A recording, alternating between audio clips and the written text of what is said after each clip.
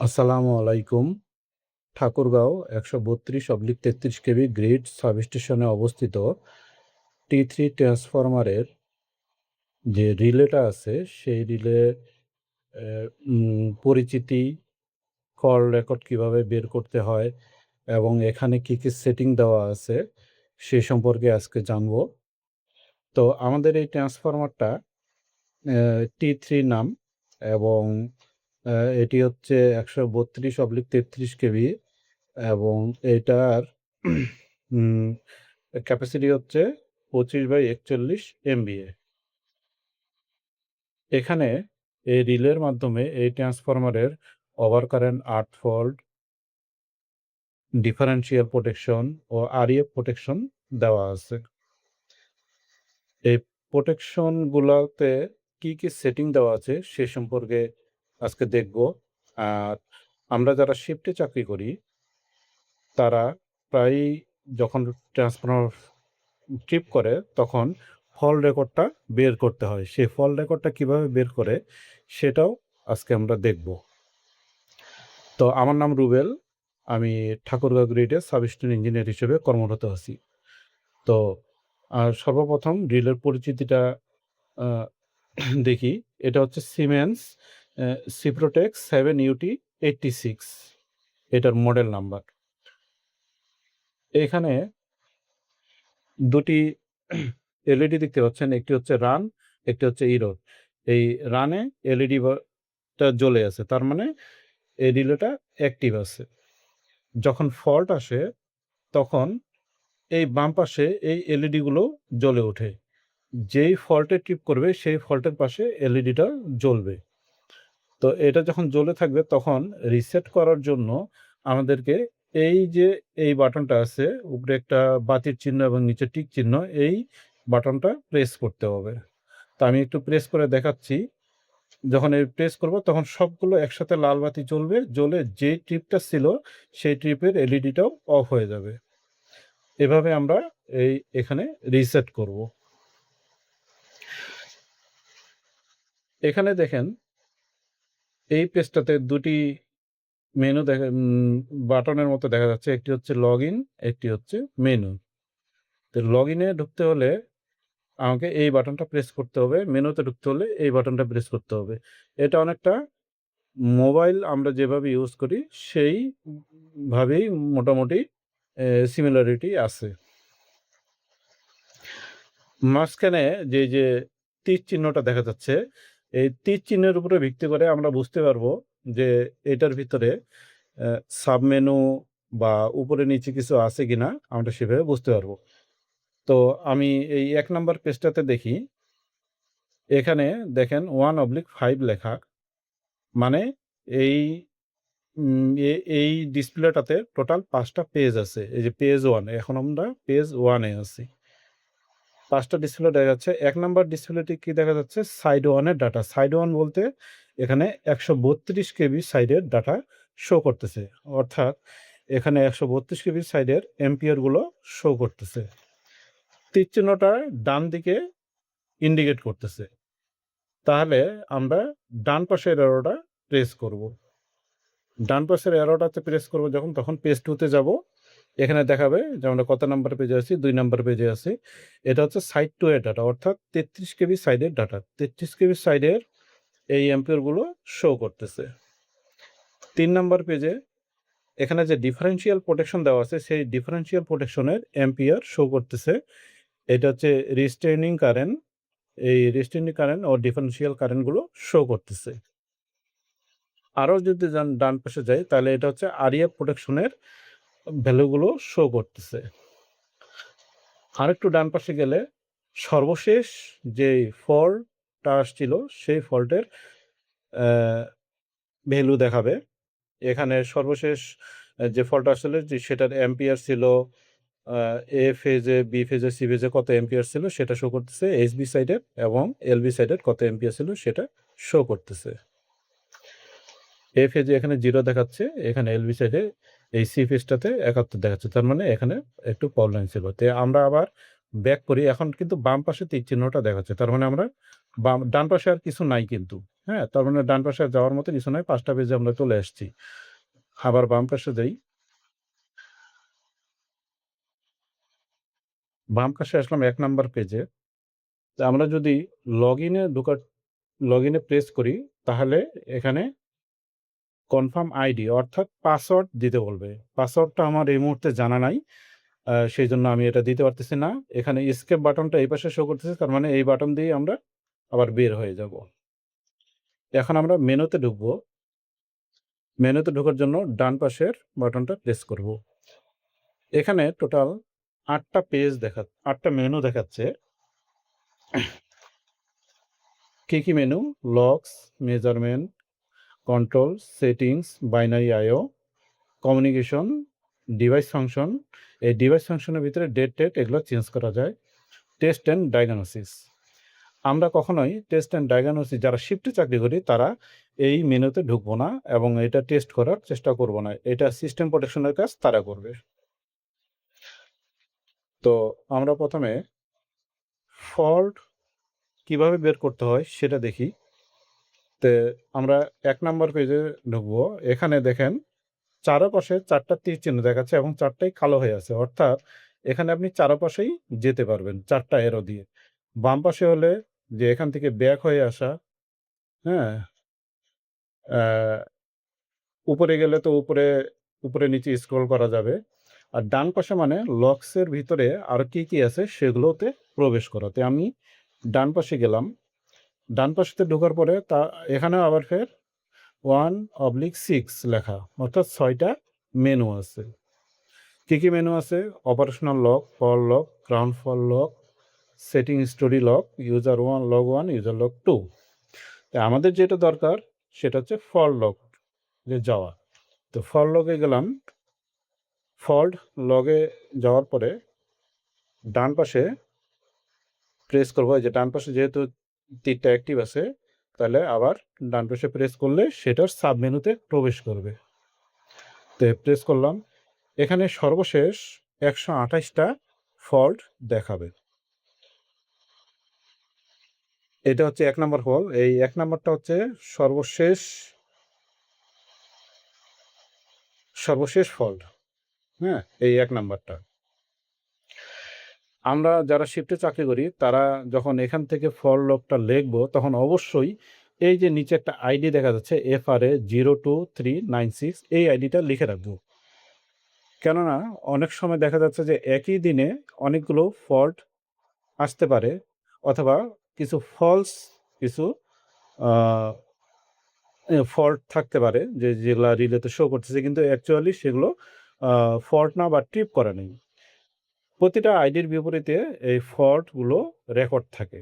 এই কারণে অ্যা এই আইডিগুলো আমাদের অবশ্যই লিখতে হবে। তাহলে সেই নির্দিষ্ট আইডির প্রেক্ষিতে কি ট্রিপ হয়েছিল সেটা আমরা জানতে পারবো। এই কারণে আমরা শিফট ডায়েরিতে এই আইডিটা লিখে রাখবো। তো আমি ১ নাম্বারটাতে ঢুকতেছি। এই ডেটটা কিন্তু ভুল দেখাচ্ছে। নে এটা হচ্ছে রিলে সেটিংস এর সমস্যা। আমার পাসওয়ার্ডটা জানা নেই। জানা থাকলে এই ডেটটা চেঞ্জ করে দিতাম। ওই যে ওইখানে ঢুকে, কোথায় ঢুকে চেঞ্জ করতে হবে? আমি যদি ব্যাকে যাই, হ্যাঁ? এই যে সেটিংসে কমিউনিকেশন ডিভাইস ফাংশনে ঢুকে এই যে ডেট অ্যান্ড টাইম এখানে ঢুকতে গেলে যে চেঞ্জ করতে গেলে পাসওয়ার্ড চাবে। এই পাসওয়ার্ডটা আমার জানা নাই। এই কারণে আমি ঢুকতেছি না। হুম? তে আমরা আবার লকসে যাই, ফর লকে যাই। যাওয়ার পরে ১ নাম্বার লকটা দেখি। ডান পাশে গেলাম। মানে আরো মেনুতে ঢুকলাম। এখন কিন্তু ডান পাশে কোনো তীর চিহ্ন শো করতেছে না। অর্থাৎ ডান পাশে আর কোনো সাব মেনু নাই। এখন হয় আমাকে ব্যাক করে আসতে হবে। ব্যাকে যাইতে হবে। আচ্ছা আমি এ এই ফল্টটা কি আছে? ট্রান্সফরমার সাইড 2 অর্থাৎ সাইড 2 এ ৩৩ কেবিতে ফল্ট এটা। আ কি ফল্ট ছিল? আ আর্থ ফল্ট ছিল। হ্যাঁ? 50N/51N এটা আর্থ ফল্ট ছিল। ২ নাম্বার ২ নাম্বার ফল্টটা কি ছিল? এটা তার আগের ফল্ট। এটা যদি রাইটে ঢুকি এটা 8070 প্রোটেকশন এর সম্ভবত মানে ফলস একটা আ অ্যালার্ম আসছিল। সম্ভবত এটা। কারণ ডিফারেনশিয়াল ট্রিপ আমাদের করে নাই। হ্যাঁ? এই জিনিসটা আসলে মানে সঠিক কারণ আসলে আমারও জানা নাই। হ্যাঁ? আপনি দেখবেন যে এই যে প্রতিটাতে ঢুকলে 3/3 পেজ দেখাচ্ছে। এগুলা কিন্তু আসলে অ্যাকচুয়াল ফল্ট না। আমার জানা মতো এগুলো অ্যাকচুয়াল ফল্ট না। যেগুলা এই যে যেমন এটা কিন্তু অ্যাকচুয়াল ফল্ট। এটা হচ্ছে ১৭ টা পেজ আছে। হ্যাঁ? মানে যেটা অনেক বেশি পেজ থাকে সেগুলাতে অবশ্যই কোনো না কোনো প্রবলেম হইছিল। যার কারণে অনেকগুলো হিস্টোরি আসে। সেটা আসলে অ্যাকচুয়াল ফল্ট। হ্যাঁ? এই যে দেখেন, এই ফল্টটা এটা দেখেন ১৭ টা পেজ। অন্যান্যগুলোতে কিন্তু ৩ টা পেজ। হ্যাঁ? এগুলো ফলস। এরকম অনেকগুলো পেজ থাকবে যেটা অ্যাকচুয়াল ফল্ট মানে টিপ করবে সেটা দেখবেন যে আপনি অনেকগুলা পেজ আসবে। তো যাই হোক এটা হচ্ছে এ পর্যন্ত। এখন আমরা সেটিংস তো অনেকগুলো আছে। আমরা শুধু ডিফারেনশিয়াল সেটিংটা দেখব। ব্যাকে যাই। মেইন মেনুতে গেলাম। এখানে সেটিংসে যাব। তারপরে রাইটে যাব। রাইটে যাওয়ার পরে আমরা ১ম এ দেখব ডিফারেনশিয়াল প্রোটেকশন এর ক্ষেত্রে সর্বপ্রথম এই ট্রান্সফরমারটা কিভাবে কানেকশন আছে সেটা আমাদেরকে ইন্ডিকেট করে দিতে হবে। অর্থাৎ আ এইচটি সাইড ডেল্টাতে না স্টারে কানেক্টেড আছে সেটা ইন্ডিকেট করে দিতে হবে। কারেন্টগুলো উম এখানে দিয়ে ডিফাইন করে দিতে হবে যে এইচটি সাইডের ফুল লোড কারেন্ট কত, এলটি সাইডের ফুল লোড কারেন্ট কত, তারপরে কত এমভিএ ট্রান্সফরমার এগুলো এখানে ইনপুট করে দিতে হবে। তো ট্রান্সফরমার সাইড 1 এ যদি আমরা যাই, রাইট বাটন ক্লিক করলাম, জেনারেলে গেলাম, রেটেড ভ্যালুতে গেলাম। যাওয়ার পরে দেখেন এই যে ৪১ এমভিএ রেটেড ভোল্টেজ কত? সাইড 1 কিন্তু এটা ১৩২ কেভি। রেটেড কারেন্ট কত? রেটেড কারেন্ট অথবা ফুল লোড কারেন্ট কত? 179। এটা ক্যালকুলেশন করে কিভাবে আসলো এটা আমরা খাতা কলমে পরে দেখব। আর কিছু নাই এখানে। ব্যাক করলাম। Side data. এই যে দেখেন সাইড ডাটাতে যে কোন সাইডে কি ডাটা আছে যে নিউট্রাল পয়েন্ট। আমাদের এসটি সাইড যেহেতু ডেল্টা এখানে তো কোনো নিউট্রাল পয়েন্টই নেই। যার কারণে এটা আইসোলেটেড দেওয়া এবং এটা হচ্ছে ডেল্টা সাইড। সা সাইডে অনেক সিটি মিসম্যাচ দেওয়া আছে 1.115 এটা কিভাবে আসলো সেটাও আমরা দেখব।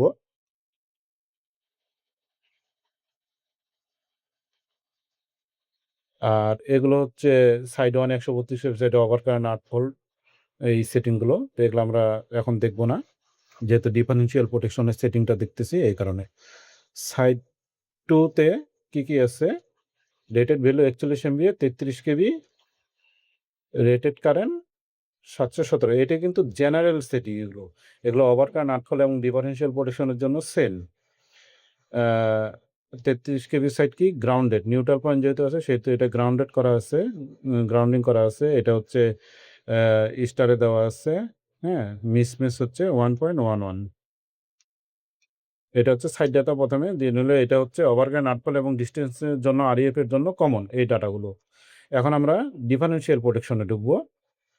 ট্রান্সফরমার ডিফারেনশিয়াল প্রোটেকশন এ দেখেন যদি রাইটে যাই, অ্যা ডিফারেনশিয়াল প্রোটেকশনকে সাধারণত 87 দিয়ে অ্যা প্রকাশ করা হয়। এটা আছে আইসি বট এবং ট্রান্সফরমারের জন্য টি লাগানো হয়। তাহলে 87 টি অর্থাৎ এটা ডিফারেনশিয়াল প্রোটেকশনের অ্যা আইডেন্টিফিকেশন নাম্বার। এ যদি রাইটে যাই, এখানে ৩ টে অপশন আছে। General, ID, DIFM, I differential first. তো জেনারেলে যদি ঢুকি, এখানে কি দেওয়া আছে? সিটি মিসম্যাচ দেওয়া আছে 1.11 হ্যাঁ? এটাতে তেমন কিছু নাই। আইডিআইএফ এখানে ঢুকবো। এখানে জেনারেলে কি দেওয়া আছে? এটা হচ্ছে অন করা আছে। আর অন্য কোনো কিছু দরকার নাই আমাদের। মানে এটা অন না অফ আছে সেটাই জেনারেলে ইন্ডিকেট করা থাকে। আর এই যে এগুলো নো, নো এগুলো দেওয়া আছে। আমাদের মোট কথা যে এটা মোডটা অন মানে এই সেটিংটা অন করা আছে। অপারেট কাট এটাই হচ্ছে সবচেয়ে ইম্পোর্টেন্ট। এটার উপরে ভিত্তি করেই ডিফারেনশিয়াল ট্রিপ করে। তো আমরা দেখি অপারেট কাট কি দেওয়া আছে? থ্রেশহোল্ড দেওয়া আছে 0.25 I/IR। IR বলতে রিস্ট্রেইনিং কারেন্ট। হুম? 25 টা কেন দিল এবং এটার ফলে মানে কিভাবে ট্রিপ করবে সেটা আমরা আ দেখব পরে। স্লোপ 1 কত দেওয়া আছে? 0.30 অথবা 30% দেওয়া আছে স্লোপ।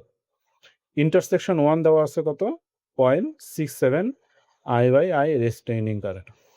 স্লোপ 2 দেওয়া আছে 70% অথবা 0.70 একই কথা। ইন্টারসেকশন 2 দেওয়া আছে 2.50 হ্যাঁ? এগুলো আমরা প্রতিটা দেখব যে এটার ফলে কিভাবে ট্রিপটা করে। Starting detection, starting detection yes দেওয়া আছে অর্থাৎ ট্রান্সফরমার চালুর মুহূর্তে যেই অ্যা অনেক কারেন্ট নেয় সেইটার উপরে ভিত্তি করে সম্ভবত এটা ডিটেকশন দেওয়া আছে। হ্যাঁ? ওইটাকে ইনরাশ কারেন্টও বলা হয়। ডিসি অফসেট এটা দেওয়া আছে। এই যে ইনরাশ ব্লকিং এটাও ইম্পোর্টেন্ট যে ইনরাশ ব্লকিং ইয়েস করা আছে। যখন ট্রান্সফরমারটা চালু হয়, হ্যাঁ? এই মুহূর্তে অনেক বেশি কারেন্ট নেওয়া হয়। তো সেই মুহূর্তে এই বেশি কারেন্ট দেখে ট্রান্সফরমার যদি টিপ করে যায় তাহলে সেটা তো আসলে ম্যাল ফাংশনিং হয়ে গেল। তাই না? তো আমাদেরকে ট্রান্সফরমারকে বলে দিতে হবে যে এটা এখন ট্রান্সফরমার চালু হইছে। এটা কিন্তু ট্রান্সফরমার ফল্ট না। অতএব তুমি ট্রিপ করিও না। এটার জন্য এই ইনডাস ব্লকিংটা দেওয়া হয়। এটা সেকেন্ড হারমোনিক্স কত দেওয়া আছে? 15% এই জিনিসগুলো কি? এগুলো আসলে পরে দেখব। সেকেন্ড হারমোনিক্স শুধু এটা মনে রাখতে হবে যে সেকেন্ড হারমোনিক্স 15% দেওয়া আছে। আর ওভার এক্সাইড ব্লকিং এটা দেওয়া আছে 30%, হ্যাঁ? এটাও ইয়েস করা আছে 30% দেওয়া আছে। ফিফথ হারমোনিক্স এটা দেওয়া আছে হচ্ছে 30%। আর এটা হচ্ছে লিমিট আইডিম 3 প্লাস হারমোনিক্স দেওয়া আছে 1.5, হ্যাঁ? এক্সটেন্সিভ ফল্ট ডিটেকশন এটা থ্রেশহোল্ড 2 এগুলো কি? এগুলো পরে দেখব, হুম? এই আমাদের ডিফারেনশিয়াল প্রোটেকশনের হচ্ছে এই কয়টা সেটিং দেখলেই হবে। ঠিক আছে? তো ডিফারেনশিয়াল প্রোটেকশন এই পর্যন্তই। পরে ওভারকারেন্ট আর্টফল ওটাও দেখব। ওটার জন্য আলাদা ভিডিও হবে। তো সকলকে অসংখ্য ধন্যবাদ। ভালো থাকবেন। আসসালামু আলাইকুম।